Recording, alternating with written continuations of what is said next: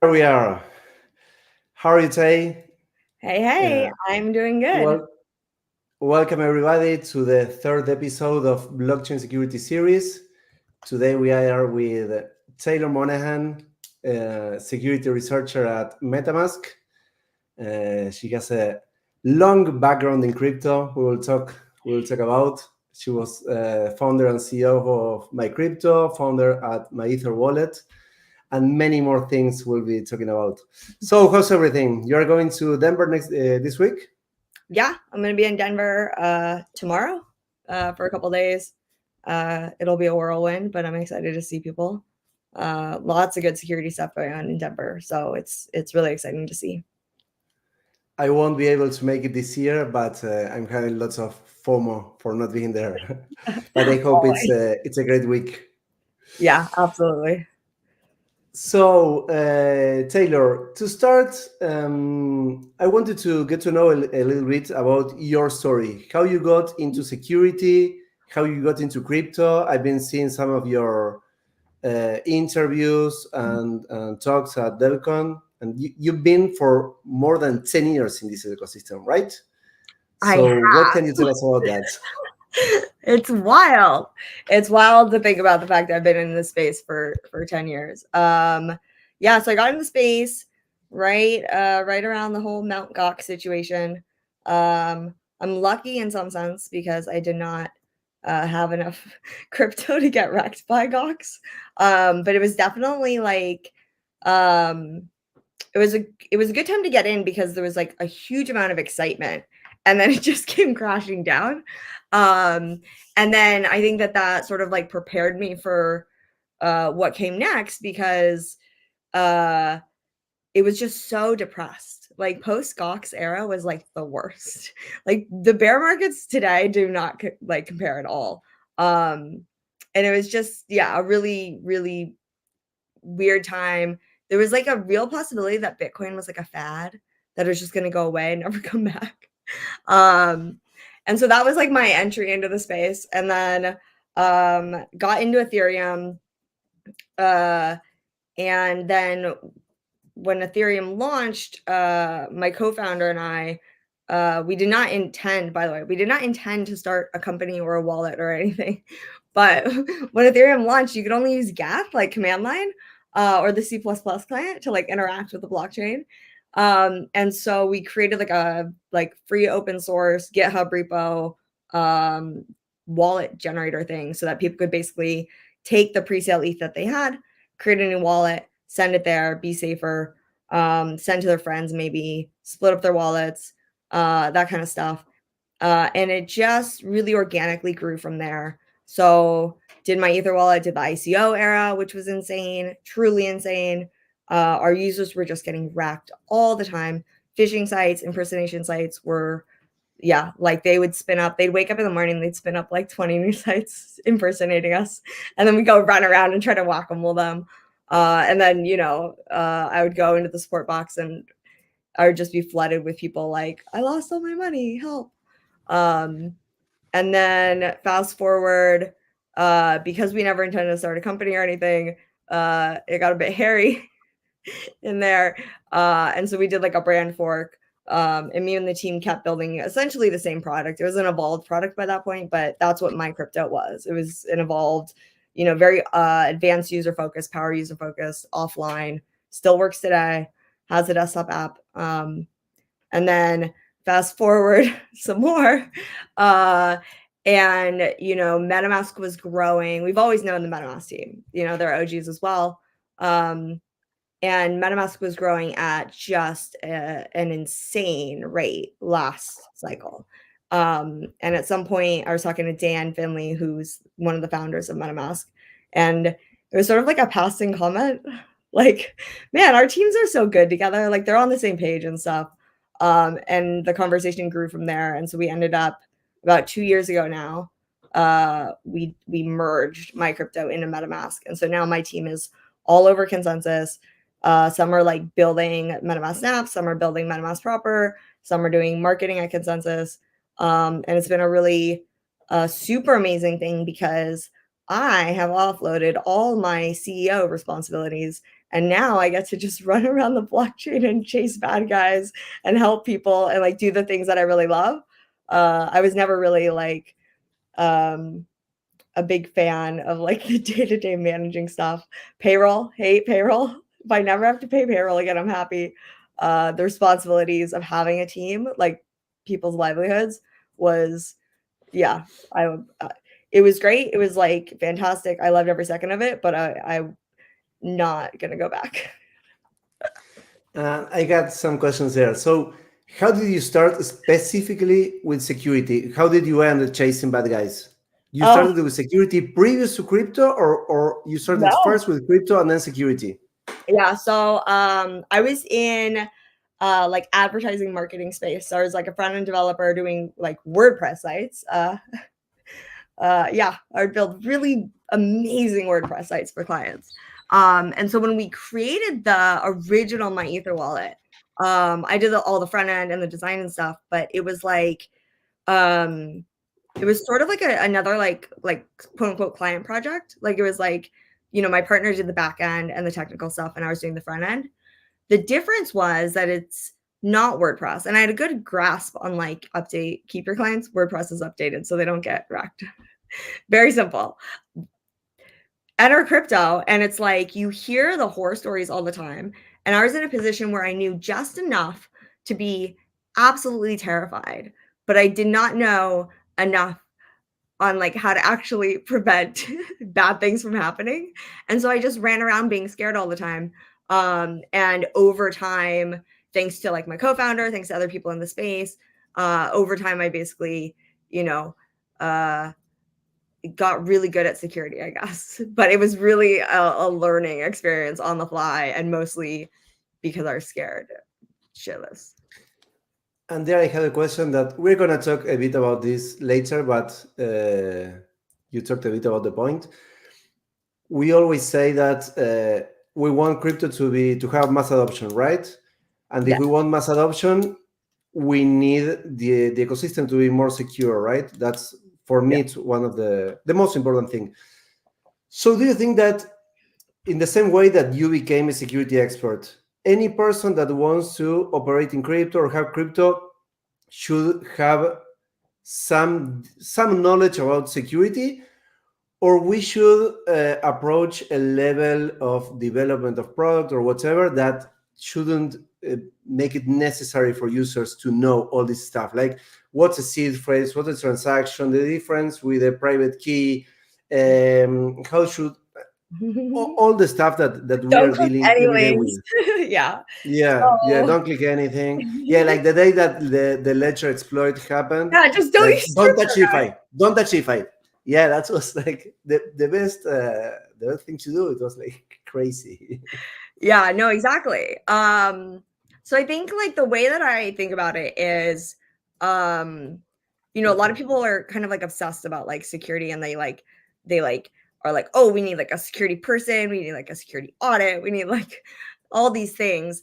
But if you kind of zoom out, and I think the reason why I was so obsessed with security from day one was that at the end of the day, you cannot build a successful product if all your users are getting robbed every single day, right? If they lose their money on accident, if someone robs them, if bad things happen, if everything that they invested like gets hacked and they have no recourse, right? That's an important one in crypto. Is like 99.9% of the time, if you have your funds lost, stolen, exploited, whatever you want to call it, there's nothing you can do. It's just gone. And so when you think about it, like fundamentally, you will not be successful. Your product will not be successful. Your platform will not be successful if everyone's just getting robbed all the time. And so the way I think about it is like whatever your product or protocol or platform needs to do in order to be successful by your definition, meaning like you're having an impact on users, they can do the things that you've built for them to do. You know, it's like the bar is pretty low, but it's also really, really high in this space because it's so adversarial. And so I tend to, I guess, comment or think less about the specifics of like, you know, the technical, like the private keys or the, you know, the different forms of like potential recourse. Like I tend to think less about, those specific things as a solution, and more about just broadly, like, end of day, you're not going to be successful if you don't keep your users safe. If they can't use your product successfully, then it's rip. So if they can use your product successfully with a private key, that's great. If they can't, then you should probably figure out a different way. If you can like program your smart contracts in Solidity and they don't get hacked, that's great. If they do, that's not great. Is Solidity the problem? Like, I don't think that if we, just change programming languages, it's going to solve everything. It's up to like every single individual like team and product and developer and builder and, all of that to figure out what works best for their situation and then actually execute it, right? Don't just dream about it. Actually deliver the goods, please. Yeah, and there's something really interesting that you said your DELCON talk regarding that in TradFi and in the traditional world, we have many layers that protect the user, right? If I lose access to my bank account, or an attacker gets into my bank account, I can lose the money that I have there, but there are some layers of protection. Yeah. Here, this thing of being permissionless and our keys, our coins, all that has this disadvantage of, as you said, for example, you have a DeFi protocol, you have all the audits that you need to have and whatever, but somehow some guy found the bag, it was a black hat, all the funds are gone. And that's like the end of the story for that protocol, for that dApp, for all its users. And it's like really, really complicated. In fact, I remember that I think it was like 2 months ago that it was reported a bug in Aave V2 by White Hat, 2 or 3 months ago. And I remember that I was thinking, we're very lucky that this was reported by a White Hat, because if that hadn't happened, like Aave V2 is like something core that one would think, how many protocols have been audited so much times as this? And you can find the bug anyways, right? Every software has bugs, and it's, I mean, now I'm going to the question. Vitalik says that one of the things that could change security for smart contracts is formal verification, right? Yeah. So what do you think about that regarding smart contract security, for example? I really like over the years, and maybe I'm wrong on some of them, but over the years I tend to not believe that anything is like a solution. And I hate to say that, but it's like, truly, I've been rugged so many times by so many people saying, oh, if you just do this, then this will be fine. We won't have any more hacks, right? Whether it's formal verification, whether it's audits, whether it's like transaction simulations. And the reality is like, these are really complex systems and they like interact with each other. You have the human element, you have the hacker element, you have the oopsies element, you have just so many things that can possibly go wrong. And so while I encourage everyone to like formal verification is like a real powerful thing that will make you significantly safer, and it will let's say like, if you do it properly, like a whole chunk of possible bad things, you can just like have confidence that they're not going to happen. However, you should not ever like think that means that nothing bad is going to happen. It's like you just adjust this little sliver, you have the whole rest of the spectrum of bad things that can happen. You also have to protect against those.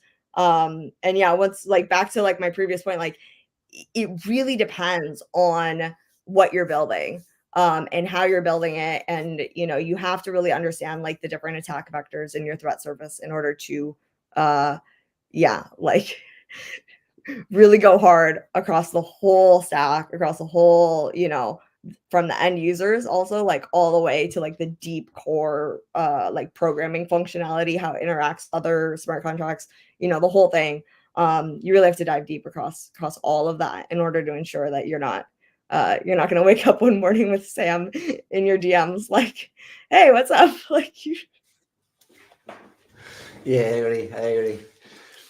So you started in 2013. Mhm. What things do you find that are are happening regarding security and incidents that are exactly the same? Like you said, we had many phishing websites that were trying to impersonate my Ether wallet. What things you see them and you say this could be 213 and it would be exactly the same? And what has changed a bit, right? Perhaps more regarding the OPSEC side, right? Operational security. Yeah. So I think that there's like in general, like phishing retail end users, wallet users, um, it's it's not exactly the same, but it's exactly the same as it was in 2013. It's just that like before they were phishing like the private key and they were impersonating the exchanges. Um and it was sort of like I guess closer to the core of their being, right? They would steal the private keys or they would like just fish exchange accounts because exchanges didn't force 2FA, et cetera, et cetera. So it's evolved in the sense that now we have like drainers as a service, approval of phishing, permit phishing, those types of things. And those are actually like far more popular these days than like private key phishing is. But the mechanism, right? Like the mechanism by which you know, have sort of like these broad attacks to fish users, semi-target attacks, and then obviously like really hardcore spear fishes, that's completely unchanged. It's just like sort of the very final end mechanism has evolved over time. And then the other thing that I'm actually still like quite surprised by is just how prevalent centralized exchanges are, how much volume they're doing, and how little oversight they have and transparency they deliver to like their users.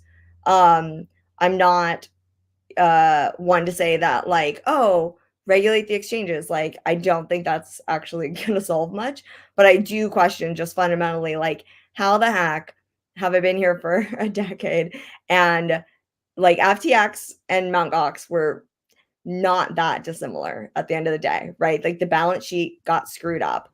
Um, you know, fraud, accident, somewhere in between differs between the two, but at the end of the day, the end users didn't know the balance sheet, right?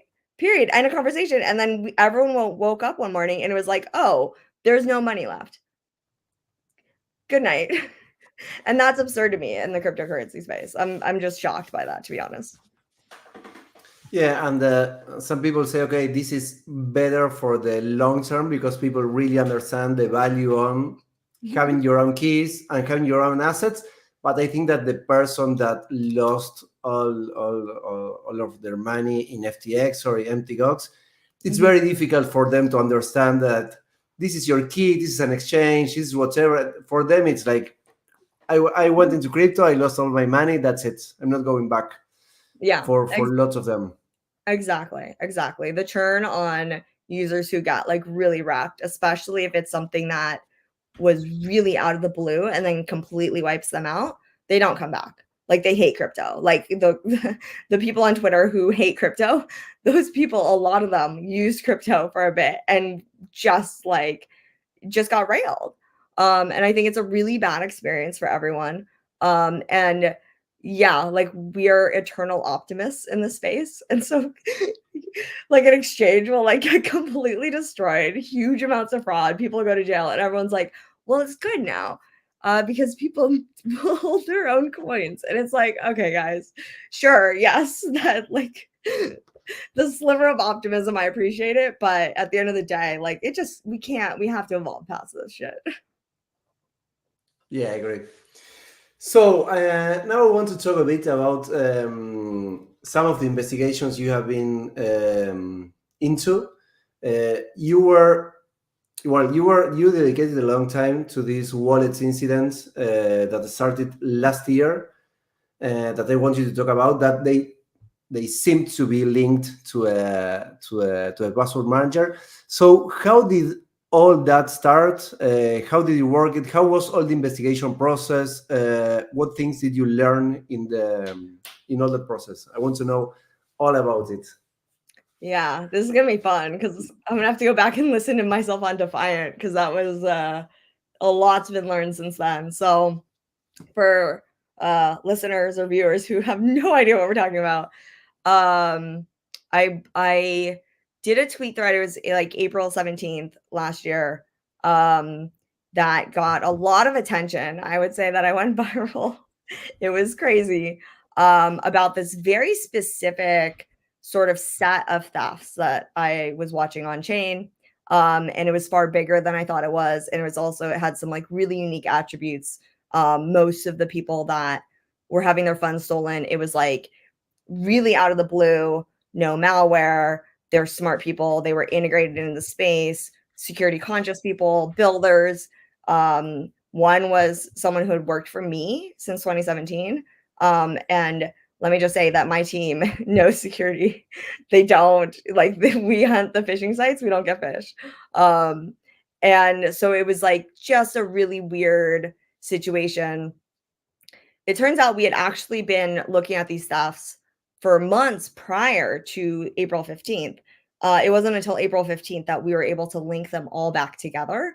And that was a lot of the early thefts were suspected to be like Lazarus Group or DPRK type incidents because the root cause had been undetermined. And so whenever the root cause truly cannot be determined, you're seeing large thefts, you're seeing offline storage get wrecked, people automatically sort of like trend towards thinking it's Lazarus because there's a certain level of sophistication required in order to pull that off.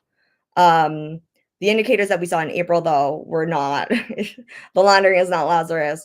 The device details are not Lazarus. And so that was also really, really intriguing because we have like obviously a sophisticated actor, large amount of money being stolen, very peculiar on-chain activities. Most notably was the hackers swap all the users' tokens like inside their wallet, like in the victim's wallet. So most victims come to us and they report like, I was just on the couch watching TV or I was in a call. And then all of a sudden I just started getting Xerion notifications, just boom, boom, boom, boom, boom. And I look and he's dumping my this token and that token and this token. And then now I don't know, all my money's gone. And it's a weird one. Like hackers don't usually swap. Like they don't like load up the victim's MetaMask and then like swap all the tokens and then send just like the ETH out.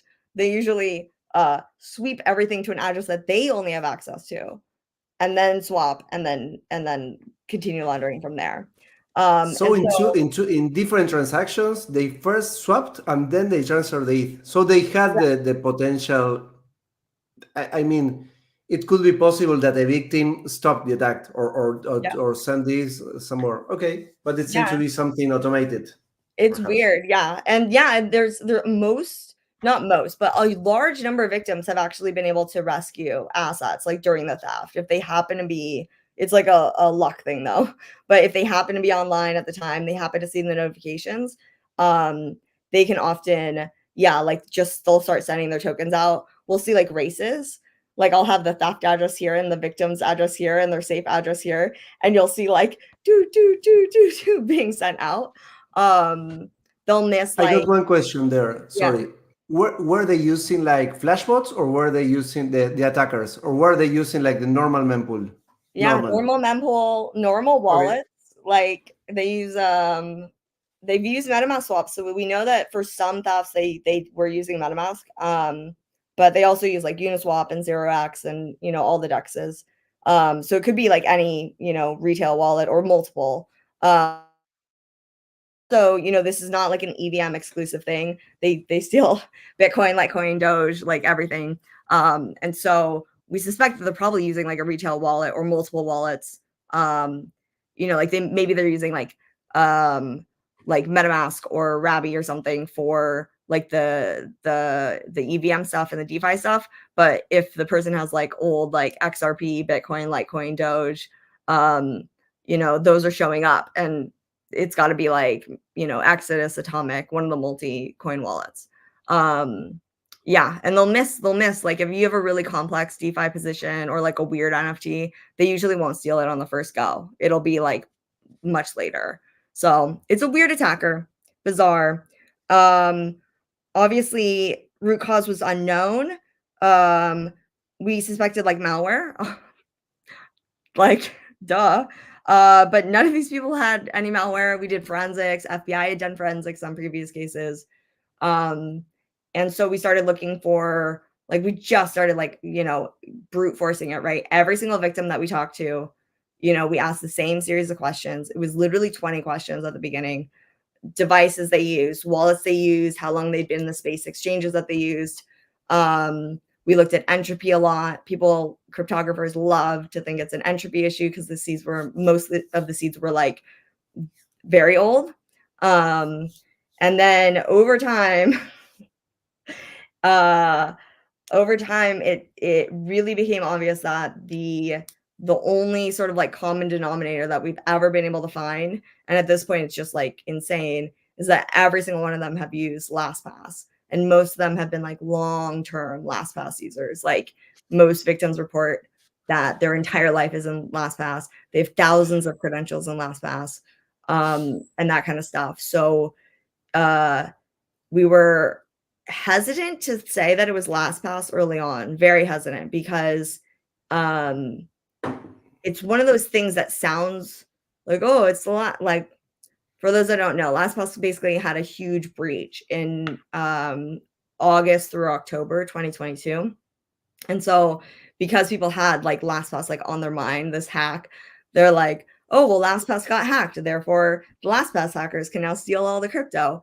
And it just doesn't, there's like, that's not the easiest like answer. And so it wasn't until we had talked to hundreds and hundreds and hundreds of victims.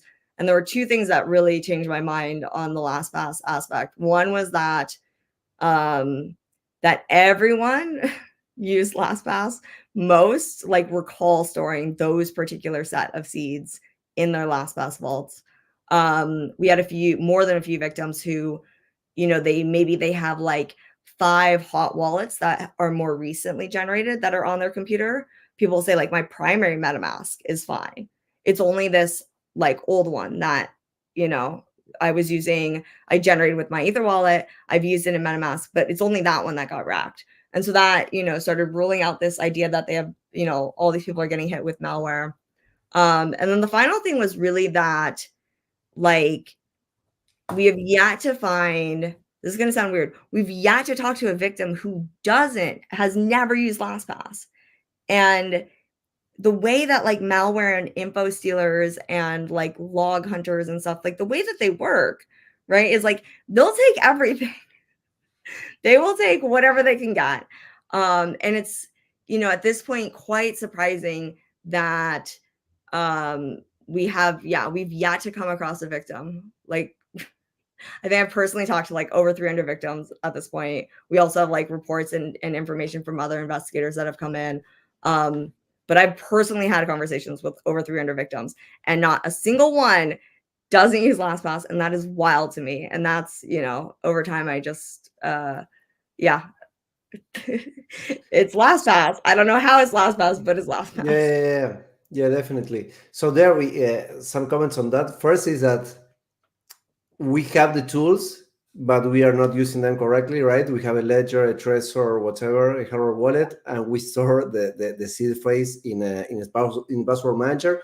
So one of my questions is, when you made all these interviews, did people tell you, yeah, when I was saving my seed phrase in the password manager, I knew I wasn't doing the correct thing, or they thought that was okay because it was password manager and you had a master key and the password and the encryption and the vaults and whatever?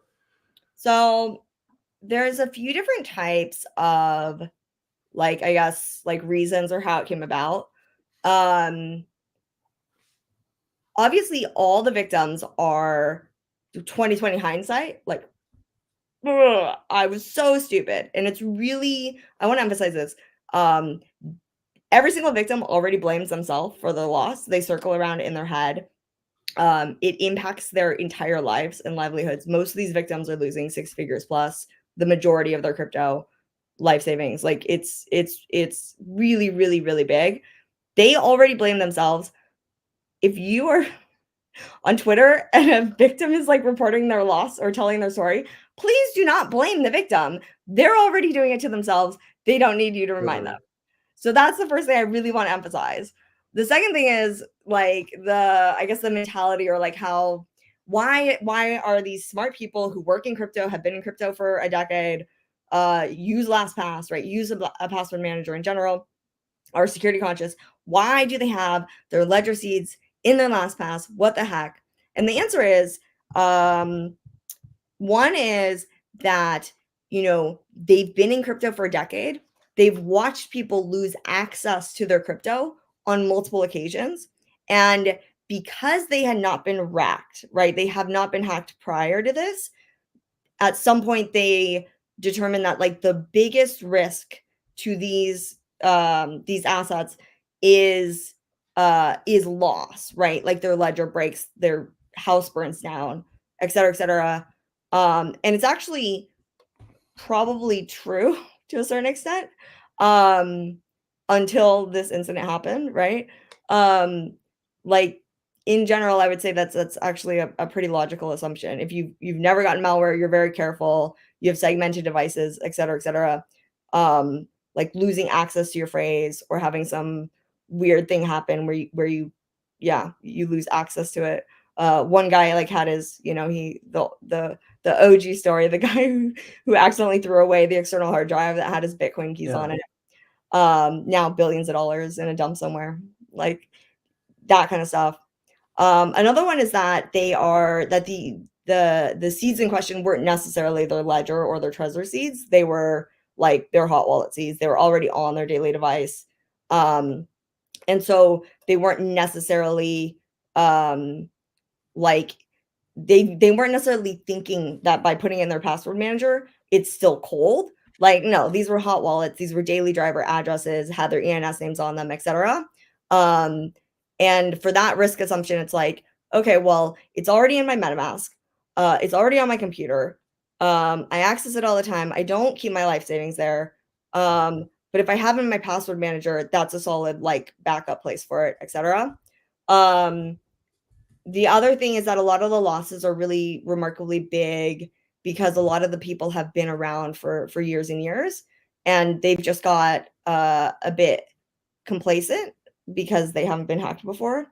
And so because value has gone up, because they've like opened positions over time that are really hard to move sometimes, it's like it never, like, even if they know they should not have $1 million in this hot wallet that's been on 5 devices and is in their LastPass, it never quite makes it to the top of their to-do list, right?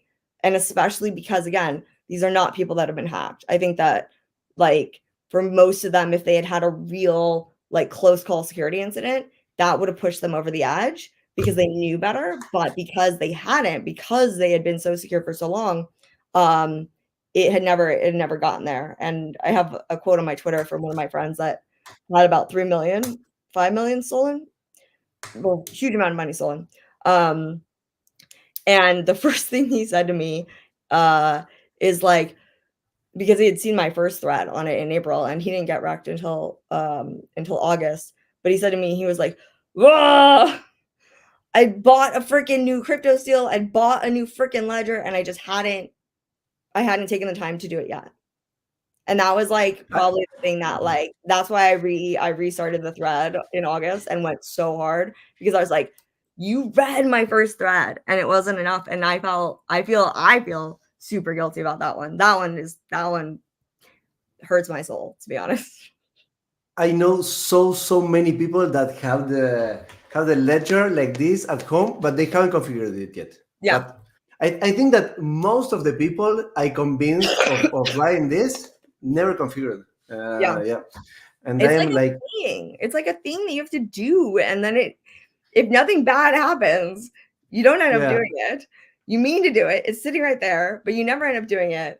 And then the bad thing happens and it's too late. And that's why I like consistently, I bring back the tweet thread like once a month. We post new numbers, try to scare people. Stop what you're doing. Put your cold, put it on your cold, create a new wallet, split up your funds. That's my biggest recommendation these days. There's so many attack vectors. Put them on different things. I don't care what those things are. Put them in different places. Store them separately. Store them differently. because again, the victims, especially these like OG victims, the ones that are like not devastated by these hacks are the ones that had like were very active over the whole sort of crypto lifetime. And so they had so many different little piles and stashes on different chains and different wallets, like generated in different wallets. And so even if like a segment of those addresses got wrecked, they still have like enough to sort of be like, okay, I'm gonna be okay. Whereas people who like had everything in sort of like one secret recovery phrase, they may have 10 addresses, but it's all that one phrase. Yeah, those people are it is heartbreaking. Like I will never let this case go until it's fucking solved, because it's like it's fucked. I'm sorry, but it really is. Yeah, I agree. And regarding the ledger and why people don't, I think that don't put so many security features or configurations. I think that one of the things is, for example, I always tell people, okay, when you do the ledger thing, you need to have 1 hour, nobody around, the paper, and perhaps it's so like they feel it's a so big responsibility, right? That they never do it, right? Yeah, Like so many exactly. things. And at the same time, I found, for example, I created a course that was like, it's like 8 classes of 1 hours and a half about security. And they tell people so many stuff that perhaps they are like paralyzed, like, oh no, Oh yeah. no, they can hack my hardware, my this, and they don't do anything. So the day I understood that, I started like saying, okay, once a week, one simple thing, right? Like Yeah. use 2FA. You don't use SMS like a two-factor authentication. That's Don't why repeat that passwords. name, that's I 100% agree with that.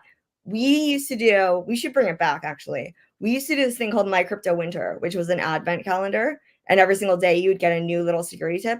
The whole thought behind that was it's the holidays and people are like, generally like they have less work, less calls, more like free time.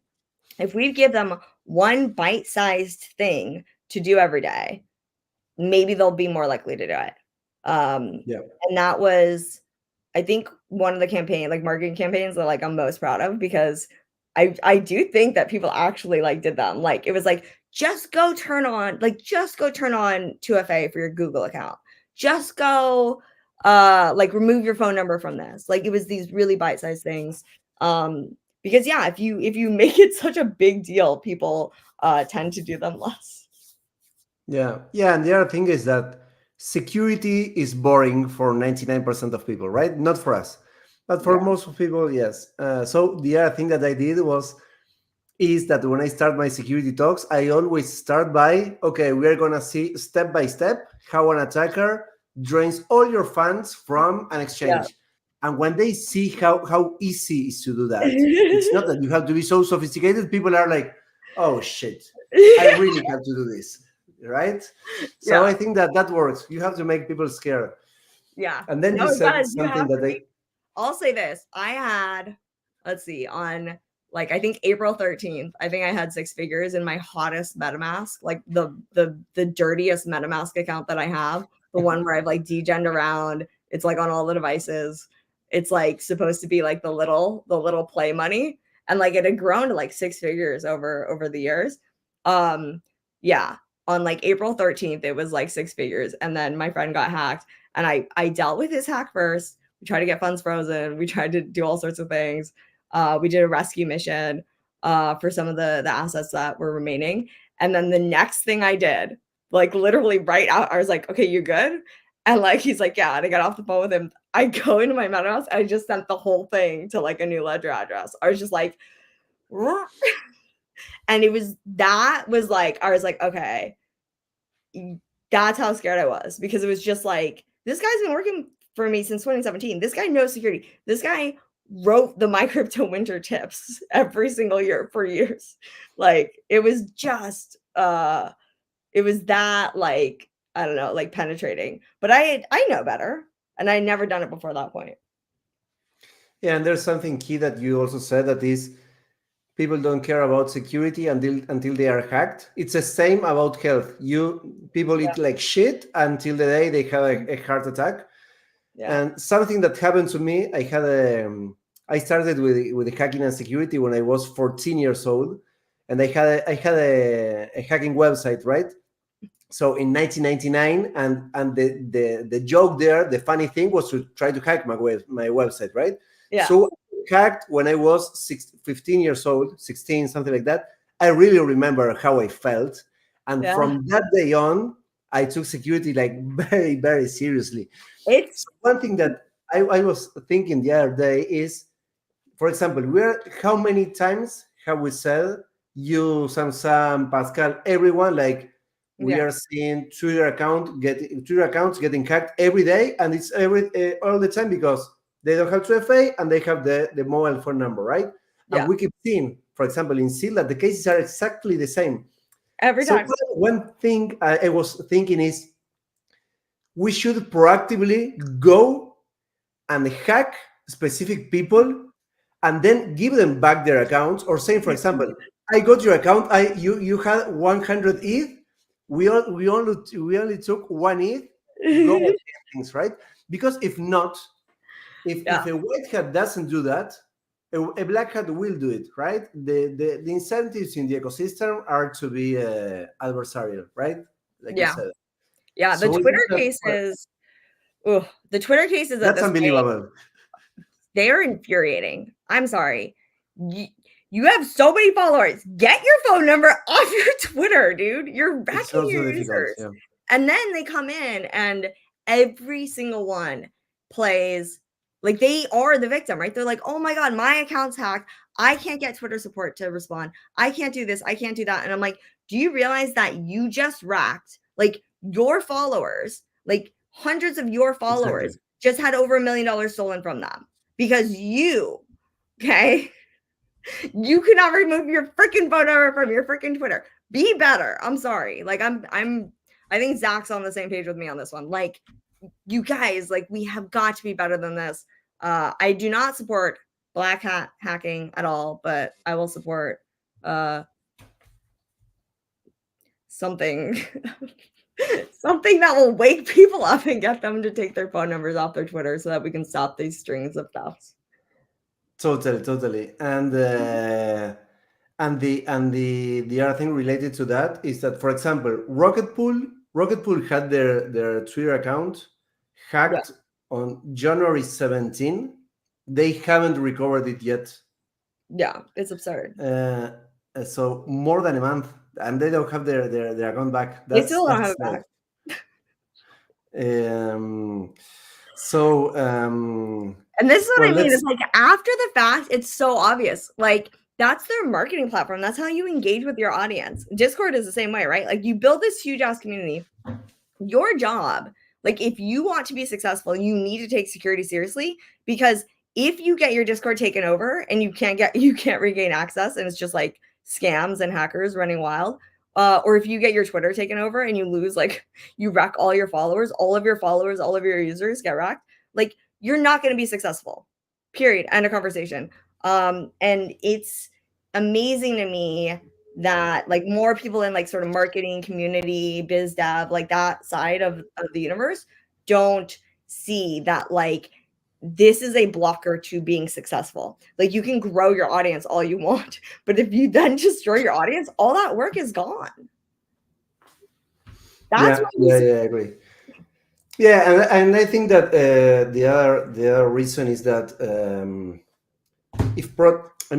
like you said, when a protocol or a dApp gets their account, their Discord, Twitter, or whatever compromised, and then the users lose money, most of the times the project doesn't have any accountability on that, right? Yeah. So I think that maybe people should start like claiming or choosing protocols that really care about this. I mean, incentives should be aligned so that projects start checking this kind of stuff.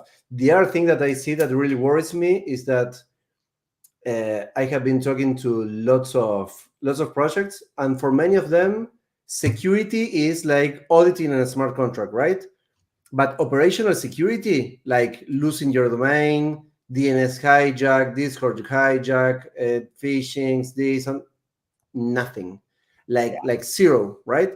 And that's something that really worries because, well, the stats from the reports that we do monthly, for example, on hacks, show that the type of attacks that keep on growing faster are those kinds, right? Not attacking smart contracts, but attacking the rest of the infrastructure. Yeah, no, 100%. And it's like, I think the thing that I think most about these days is the diversity of the bad things that happen, the diversity of the attackers, the diversity of the just like the sheer number of things that we have to overcome in order to like actually secure things and protect people is just like it's so vast. And then also like, you know, the second that you put in one especially like when dealing with like scammers and phishers, you know, you blacklist their URL, they come back with like 10 hits. You blacklist those 10, they come back with 100. And they'll evolve, they'll evade, et cetera, et cetera. And so to me, it's like over the years, I've and especially lately, I've come to realize like there is another sort of like entire aspect to security that we really haven't focused on. Like we're so focused on prevention and like blocking people and stuff like that. But at the end of the day, if if the reality is that you can hack something and that will gain you $100,000 or $1 million or $10 million or $100 million, whatever that number is, and that's it, right? Like you hack it, you get the money, the end. Like I don't think we'll ever be able to be secure enough, right? Because there will be more hackers out there, more bad people out there who are incentivized really directly and really obviously to hack the thing, to scam the people, to phish the people, etc. The way that it's worked, like in larger society over years, the way that we handle these things, right, is that we do not only focus on prevention. We also deal with it after it happens, right? How do you give victims paths to recourse so that they can, like, you know, not be completely destroyed, right? If you work your butt off for your entire life, you have your money stolen. The end? No, that's not the end. There are things, right? You have things like insurance. You might be able to like recover things. The bank might reimburse you for some amount if it's like credit card fraud. There's all these different things. In crypto, though, we don't have like we're barely doing the prevention side of things. We have yet to really do anything on like the recourse side for victims. And at the end of the day, what that does is ultimately we're still in this position where if you steal 100K, you get to keep, say, 99K, right? You got some minor fees that you got to pay or whatever. There's no risk to your life, your livelihood, to the amount that you're going to get, right? There's not even like a confidence variant in there of like, well, if I steal 100K, I might get 50K, I might get 100K, I might get 0. No, like you steal 100K, you get 99.9K. And I think that like, you know, over time, we're going to have to figure that out, both for helping like legitimate, good faith members of society who are like contributing value to society and then they lose their money. Like that's not fair. We have to figure out how to give them paths to recourse when that happens. But also so that, you know, when a hacker is considering or a scammer is considering, right? And they're kind of like sitting back in their chair and thinking about like, should I hack this thing or should I quit my job to scam people all day every day? There's more like risk and unknown factors, right? They're like, well, okay, so assuming that I can successfully scam people and then assuming that I get 100K, okay, but then I have to launder it successfully and I'm going to lose like 50, 60% to like freezes. And then the police are going to find me. or the public's going to find me, right? I'm going to have like social repercussions or legal repercussions, financial repercussions. And then, when you get to that point, it's not necessarily that they couldn't steal the 100K and be profitable, right? It's the unknownness, right? And because we are generally like social good creatures, that unknownness plays in sort of like the good side's favor a lot of times. If it's a big risk, if there's a lot of unknowns, you're gonna be like, well, I don't know, maybe I won't quit my job and scam people all day. Maybe I'll keep working my job. Let's do that. And that's sort of how you have this balance. And right now crypto is very much out of whack. Like I said, we're barely conquering the preventing bad things from happening, let alone the like post hoc how we address bad things. There's been, some good incidents. Like Euler's a good example of, sort of a recourse, let's say. But Euler hacker, where's the dude, right? It's a joke. So we'll get there. But he was an Argentinian guy. Oh, I don't know where he is now. I talked with him. That was a very, very strange case. I up to today I cannot understand what happened, because the guy seemed to be like pretty sophisticated because of the attack he did, but he didn't know how Tornado Cash worked, right? So it was like, what the fuck?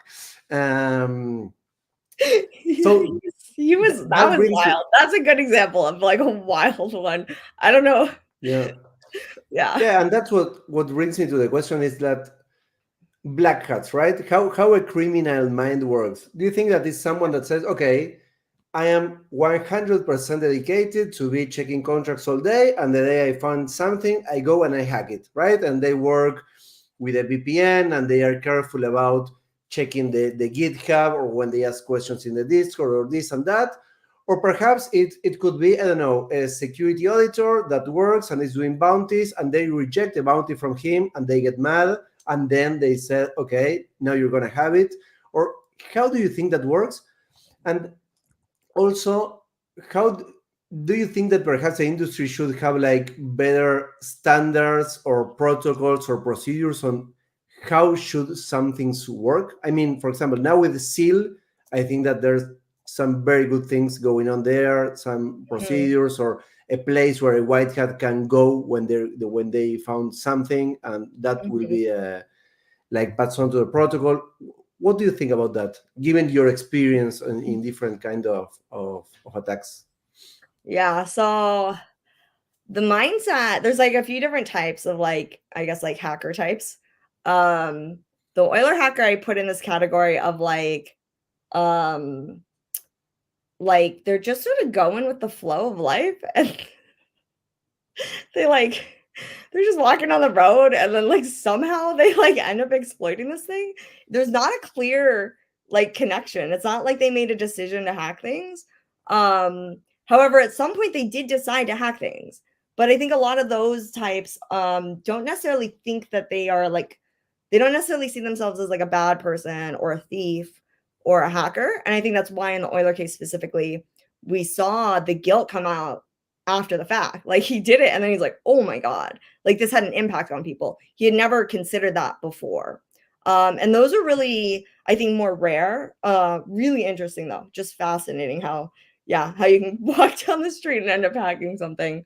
But there also is, with both the Euler situation and other situations, there's like a huge amount of moral justification that goes on, where they truly don't, like, nobody wants to see themselves as like a bad person or an evil person or code is law, they say. And so there's code like is not law. huge amount of moral justification. And so when you talk to them, which is pretty easy to do with like the younger ones, like the drainers, you can see how they interact. A lot of it is like, I think one guy told me, he's like, I'm only 16, like I can't get a real job. How am I supposed to get money? And I'm like, I was 16 once. I got a real job. Also, I didn't steal from people. Like, you know what I mean? It's like, has no one ever told you that we're all living the same life, dude? And then there's Yeah, also the like, idea that the like as the victim doesn't have a name and a yeah, face, they don't see it as a crime, right? But exactly. for example, I know lockpicking, but if I go to your home, I open your door and I steal things because there was a security, Yeah. there was a bug somewhere, I am stealing from you. That's clear, right? Yeah, exactly. And that's the thing is like, I don't know what it was in my childhood or whatever, but like the whole code is law thing and the moral justification just does not like it has no I just think the whole thing is a joke when people try to like go through these mental gymnastics because at the end of the day, like don't steal from other people, don't take what's not yours. Like just don't. It's harmful, it has an impact. Like you don't deserve it. They worked hard for that money. Don't take it. It's not yours. Like if you want money, go freaking work for it. But yeah, you will also hear like, yeah, the moral justifiers, they'll say things like, yeah, like they should have secured their protocol more, like they deserved it. There's like a weird one where they like they're a black hat and they keep the money. They never really even try to be a white hat, but they save the money. Like the protocol would be wrecked by someone else, so I save the money. And okay, no. Um, there's also like, yeah, that the victims, yeah, I think we saw this a lot with like Monkey Drainer and like the string of like bored apes, um, where yeah, these aren't victims. They're not, these are like douchebags on the internet, and I can steal their money and it's fine. No, FYI, no, they're people. Like, let them buy their stupid NFTs that you don't like. That doesn't mean they deserve to be stolen from. Sorry. And then the other like sort of like the flip side to those types, right, are the more large scale organized like nation states sponsored actors fall into this, but also there's a huge amount of like Chinese syndicates that are running pig butchering scams. There's a lot of like large organizations, right? And the way that those work is actually less about like sort of morally justifying your actions, and it's actually more about um like the complete diffusion of responsibility. And so when you have these large like operations where maybe you're like an employee of the North Korean regime, and if you don't do your job you will die, that's like one part of it. But in other cases where you're not in North Korea living that life, um you're still able to like diffuse responsibility because um it's more like a job, right? And like you need to provide for your family, therefore I'm going to work for this operation to provide for my family. They like you're only completing like one little part of the sort of like theft, whatever part that is. Like they'll have like the phishing side of things, they'll have the development side of things, they'll have the laundry side of things.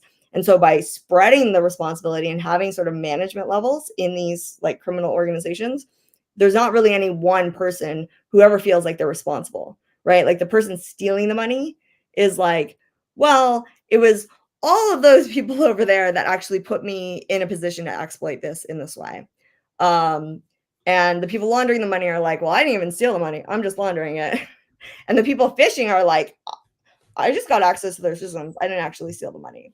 And so when you have that large diffusion of responsibility, it's just a different situation. And a lot of these are from either authoritarian, or yeah, let's just go with like authoritarian regime. They live in North Korea, or similar like Russia. They live in Russia. High amounts of corruption. So like China, Thailand, Laos, Malaysia, like Philippines, like you have a low, uh, like you want to work your way up, you can't work your way up, right? Like you have class systems. You really have like no hope for the future. And then you have on top of that, we see a lot of those countries have like huge amounts of corruption. And so when you have that sort of like, call it fatal mix, your average person who normally would be a contributing member of society, a good person, like raising their kids, good friend, et cetera, those people are much more likely to end up working for like a scam center, trying to work their way up like a truly like organized crime, phishing ring, et cetera, et cetera. because yeah, like they look at it and it's like, what else are they going to do? How are they going to feed their kids? And it gets really interesting when you look at those and incentives, because it really is a business at the end of the day. And so when we talk about like incentives and, making it more expensive for attackers, like reducing the amount of confidence that they have in the money that they can pull out, it's those larger operations, right, who are going to weigh the decisions and are going to adjust their choices. Like that's where that has the biggest impact. You're always going to have crazy oiler guy running around popping up like a crazy person. And that, that is what it is. But for, the majority of thefts on chain and phishing and drainers and all that, like, you really just have to like, make it harder, increase the cost. And then also make it easier for your average citizen to work their way up in life, right? Empower them to take control of their future, get a good job that pays them money, have faith in their society and their government. All of those things contribute to the likelihood that they will, that fork in the road, they'll take the good contributing path rather than like the, morally justifying my indecent behavior and thievery path. Well, I have two more questions if you have some more minutes. Yeah, let's do it. So, what do you think about bounties and employees, right? I'm an employee, for example, imagine I'm a coder and I work at the DeFi protocol. I find a bug, right? A bug in production. Should I get a bounty for that or not? Because there are reasons to do it and reasons not to do it. What do you think about that? I've been discussing this with everybody all the time. I ask this I would because say if you pay me for that bug, it wouldn't be so intelligent of me, but I could be introducing bugs to then report them, right? Yeah. But if you don't pay me for the bug, I am one of the persons that is most time like looking at that code, and one of the persons that most probably will find the bug, right? And I always say that in traditional security, it is known that most of the attacks are inside jobs, or they used to be inside jobs. Now I don't know if that keeps on being the same. And I don't have any proof, but I also don't have many doubts that in the crypto industry, the same could be happening, right? Yeah, that's interesting. Yeah. So ideally, like, like when you're employed by someone, right? They are paying your salary. They're paying you a rate for like, to do all this work to add value to the company. You also have like perks and benefits, right? You have like financial stability and maybe health benefits or whatever. But I think the thing about employment is like, I don't have to like live day to day because I know, or I have a reasonable confidence I'm going to have a job tomorrow, unless I am crazy or whatever. The issue I think in crypto with that sort of mindset is like, there's only like a certain subsection of organizations that are actually like, sort of like organizations that employ people, right? For like the long term, right? Where like you get a job there. It is like a career job. There's a lot of like situations that are like anywhere from like a real like sort of long-term employee to like a random person on the internet. There's like a whole spectrum there, right? And I think that that's probably where I would like kind of draw the line. Like I'm an employee of my company. If I found like a bug, I would feel like it's my duty and obligation to responsibly disclose the bug to the team and get it fixed to protect my users, and improve our product. And like that's what they're paying me for. I wouldn't feel like I deserved a bounty on top of that, even if I found the bug. However, if I was like, like a part-time contractor or like a random contributor or like a person who maybe like took like a short-term contract, like a fixed rate contract, right? Like do XYZ, get 5K. If I found a bug under those circumstances, that's where it gets a bit, I guess, different in my mind, because you don't have the stability and the long-term employment relationship. Like you were paid to do like this thing, or you're contributing to this thing. and that's it. And if you find the bug is that outside of your duties, right, et cetera, et cetera. At the end of the day, though, for me personally, it's hard for me to answer this too, because like I don't like, I'm not motivated by the bounty, I guess. Like I get the mechanism stuff, but like me personally, I'm not motivated by the bounty or the reward or like whatever it is. Like if I can protect people, I'm gonna protect people. And like I assume that like good karma, maybe some money, maybe some civility, like whatever it is, I assume that will get paid back to me in some way, shape, or form. I don't really dwell on it though. And I definitely don't sit there and think like, should I report this bug for this or this? But you know, I get that people, some people are operating like that. So we'll see. Nice. Well, and lastly, two more. What are you expecting from this week in Denver? And events, and what do you think will be the mood regarding prices? Do you think that prices and the market change? How much does it affect conferences? It affects them in the sense that like this year will be good. Last year was good. This year will be good. Next year will be a mess. That's the cycle. It affects them because like, you know, there's only a certain sort of like when the price is going down, only the most diehard dedicated people go to the crypto conference. Exactly. Yeah. So those are my favorite. I do way more conferences than bear markets. And then as the price trends up, then you know things change. And then it's always like the 2018 ETH Denver, I think that was like a complete frenzy. Like it was completely insane. Same with like 2018 DevCon was completely insane because it was like the market was going down, but we were still so high. And it was like marketers in suits and people selling something. People would just like attack me, asking me to list their ICO. Get out of here.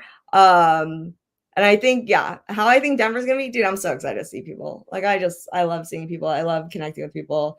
Denver, I think is like one of my, yeah, it's close to the top of the list of my events just because the people that tend to go to Denver are, you know, the builders, the diehards, the people who've been around forever. Yeah, and then you know I skip most of the other events to be honest. What are your top 3 events? I mean, obviously, like DevCon is DevCon? sort of like, yeah, because at this point it's like a family reunion with all the OGs. ECC is another one. I didn't go last year though, but that was like always just the vibes. Like I remember the first year we went, it was like they just had these like they had like someone like ripped the paper out of a notebook and then like put like room 2 and like slapped it on the wall. And then you get this fancy email telling you like, oh, you're gonna be in room 2, blah blah, and you're like, where's room 2? And you just see like the line with the little frayed edges, lined paper with like room 2 written on it. I was just like, heck yes, like this is what it's about. Like we only care about the content and good people. Yeah, those are my vibes. Permissionless. Excellent. Permissionless is another one that's it toes the line between the two. It's much more polished, but it's like it's just different vibes, right? You have the hardcore builders all the way to like the super polished only marketers. I like the ones that are trying towards hardcore builders. Nice. And well, last question. As we said, we should give small recommendations and tasks for people. So we have an upcoming bull market. We think we never know what's going to happen. Yes. There are more risks for retail. So if you had to give only two tips, 2 recommendations, easy things that they finish here and they have 10 minutes and they can do something. What's that thing that you think that they should do that will give them far better security? Yeah, so I definitely say if you don't have a hardware wallet right now, like buy one. Like go right now and purchase one. I'm not even going to tell you to set it up. Just purchase it and get it inside your house for when you need it for the next tip session. And configure it, please. Use it. Please use it ideally, but like I feel like some people like they're motivated in like a moment and then they don't even have a ledger. So yeah, buy a hardware wallet if you don't have one. If you have one, but it's like years old, buy one, buy a new one. They have some fancy newer ones now that are super cool. Okay. Yeah. So buy the bull runs coming, buy one. Best investment you can make, in my opinion. I have like 20 ledgers and 20 Trezors, all different like styles, all different feature sets. Grid Plus. Like, dude, they're sick. You should use them. But just buy one for now. That's my small tip. Don't worry about using them. Pick one, buy one. It doesn't, I really truly like Ledger, Trezor, Grid Plus. Do you have any others that are, yeah, any of those on the list are great. Yeah, and then the second tip I have is diversify where you store your stuff. And I'm not going to say use this or use that or do this or do that. But if you think about it and you think about like the secret recovery phrase that holds like all of your different accounts, right? Whether that's your 24-word phrase from your ledger or your 12-word phrase from your MetaMask, whatever, like that's a single piece of information. If that single piece of information is compromised, how wrecked are you? And if the answer is like 100% or like 90%, my response to that is like, cool. So you're not diversified at all. That's an unsafe position to be in. You need to take some of those assets and put it on the ledger that you just bought. Print out a freaking OG paper wallet and put it in the safe. Put some there. I will even recommend, okay, I hate this, but I will say it. You can put some small little pieces on trusted centralized exchanges. Like if you are in a situation where you have 100% protected by a single like seed phrase, like dude, put like 2%, 3% on Coinbase, put 3% on Kraken. Like, you know what I mean? I want people to like just get in the habit of having things in different places so that when something bad happens, regardless of what the bad thing is, they're not completely destroyed. yeah. And the same, by the way, the same advice is if you have 100% on Coinbase, get out, diversify where you have your stuff. Okay, small piles all over, grow it over time, split it up over time, etc., etc. That's my best advice, the most foolproof advice, no matter what malicious actors are coming at you. That applies to like the most OG targeted by Lazarus people and the brand new person. Put your stuff in different baskets, please. I loved it. Well, Taylor, thank you very, very much. I really enjoyed this talk. Absolutely. We had many. I had many other things that I wanted to talk, but we'll maybe do it in the next episode. Who knows?